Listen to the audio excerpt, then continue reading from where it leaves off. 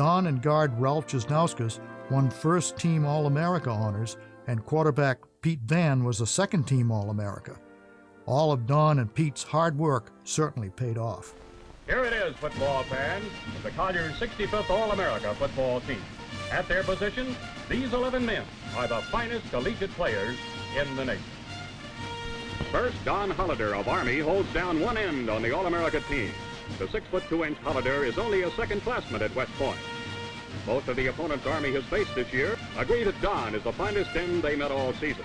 I think of him often because I think of a person that was so gifted as a football player at Aquinas Institute in Rochester, New York, as a freshman on the plebe team here at West Point, and then into varsity football as my prime receiver. He could beat people, he'd run right into them, and then fake them, juke them, and he's gone. Don had brilliant speed, and Don was one tough football player, both defensively and offensively. Forced to go to the air, Pete Van passes to Don Holleder. It's just off the fingertips, and Weaver intercepts to halt an inspired Army drive. Army had a fine 6-3 season, but the damper was the 20-7 loss to Navy. Pete Van had arrived at West Point a year ahead of Don, and although he had failed a couple of academic courses along the way and remained a fifth year, he couldn't play any more varsity football. So going into the 1955 season, Colonel Blake had a quarterback position to fill. He turned to Don Holleder, who had never played the backfield before. One day the phone rang and somebody came to the room, Cleve did I guess, said, "Mr. Holleder, Colonel Blake wants to see you in his office." So I walked over to the office with Don, waited outside. Colonel Blake asked Don Holleder to change from All-American end to be the leadership quarterback for the 1955 team. Don came out and his face was flushed. The cadets, the officers, they thought it was a rather foolish move. And the press said it was Blake's folly. And it seemed to be that way. He was a left-hander who passed underhanded, so actually he wasn't a good passer at all. But he was a leader. He had a couple of idiosyncrasies. One was if a person's running down the field, Don would either miss him completely or try and just boom, knock the head off, because he was that powerful, that strong. I always say I made about 20 tackles of him where they were like from behind, because he was already 4 or 5 yards down the field by the time I got to him. And tackling him was like tackling a horse. He wouldn't lay on the ground. He immediately got up swinging. He'd just get up like this, swinging his elbow, trying to get you, trying to hit you. And puffing and snorting just like a bull. And when he come out over the ball, most quarterbacks look, they look around and they're real calm, cool, and collected, but he never was. He was impetuous guy, I think. And I mean that in the best sense. He wanted to lead. He wanted his team to know that he was the leader. And that's why Colonel Blake put him in that job. He turned out to be an awfully good triple option quarterback. Don was so proud. I mean, that's where his leadership quality, I think, started to show, that he was so proud that he was selected to lead the team. The season began well for the cadets and for Don. There had been victories over Furman, Penn State, Columbia, Colgate, and Pennsylvania. But there were defeats at the hands of Michigan, Syracuse, and Yale. When Army faced Navy in 1955, the cadets were the underdogs. On their record of 5 victories, 1 loss, and a tie, the Middies were a 1-touchdown favorite to take Army, sink the soldiers, and proceed according to plan to the Cotton Bowl. This is KDET, the voice of the Corps, 635 on your dial.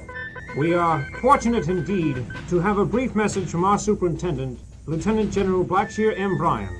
Now, as the first piece of information, I remind you that at Crabtown, there is a football team that has what is known as desire.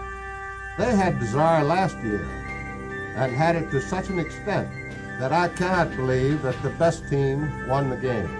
The answer to Navy desire is fierce Army determination on the part of each cadet to have such spirit that your determination to win is transmitted to the very soul of your team. You can win, and you will win. And I remind you that there is no substitute for victory. Beat Navy. I remember saying to the squad, I want to tell you it would be the longest walk of my coaching career if I were to walk all the way over after the game and congratulate the Navy coach on winning. With that, there was a pause, and finally a lone voice spoke up. And he said, Colonel, you're not going to take that walk tomorrow. That was Holleder.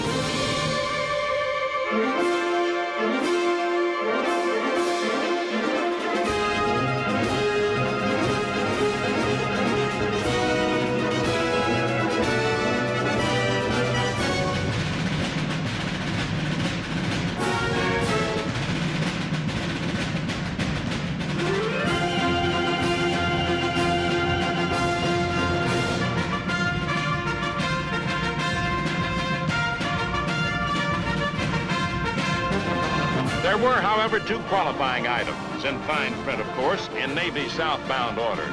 One, they had first to defeat the coaching genius of Red Blake and his staff. And two, they had to ruffle the calm of Cadet Don Holleder, a reformed All-America end who had maintained his coolness all year, positively refusing to give up despite some harrowing experiences in his first season as a quarterback. Lash on the handoff from Holleder.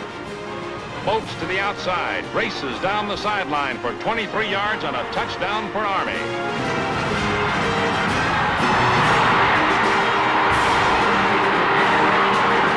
Chesnowska's kick is good. In one of the season's great upsets, Army stuns Navy 14-6. Reporters in the locker room afterward quickly brought out the statistics. Don attempted just 2 passes, one intercepted and the other incomplete. The game went down as the greatest team victory in Army football history. At this moment, Don Holleder was the nation's shining star. We're in the hospitality room, and in walks Don. We asked him, Don, why aren't you with the team celebrating your victory over Navy? And he says, why go there? He says, I'll see those guys all the time. He said, you're my family. This is where I am.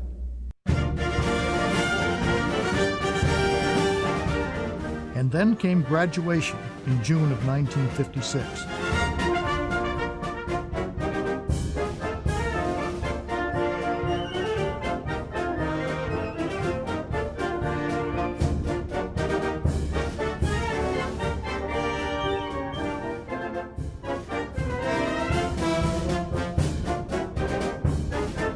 Don Holleder was awarded the Hughes Award for being the most valuable player on the 1955 football team.